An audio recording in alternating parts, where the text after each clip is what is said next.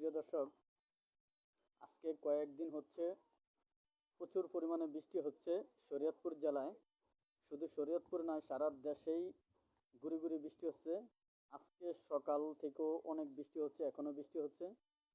দর্শক, আপনারা জানেন ইতিমধ্যেই আমি যখনই ভিডিও পোস্ট করি তখনই প্রত্যেকটি ভিডিওতে বলি, যারা নৌযান চালান নৌপথে অবশ্যই সাবধানতা অবলম্বন করবেন। ঘূর্ণিঝড় বাতাসের সময় নিরাপদ স্থানে রাখবেন। মনে রাখবেন, একটা দুর্ঘটনা সারা জীবনের কান্না। আজকেও একটি জাহাজ ডুবছে চাঁদপুরে, সালের জাহাজ।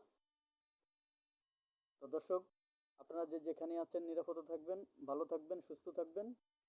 আর অবশ্যই বেশি বেশি করে শেয়ার করবেন, লাইক কমেন্ট করবেন, অন্যকে দেখার সুযোগ করে দিবেন। বিশেষ করে নৌপথে যারা চলাচল করেন অবশ্যই সাবধানতা অবলম্বন করবেন। সবাইকে ধন্যবাদ।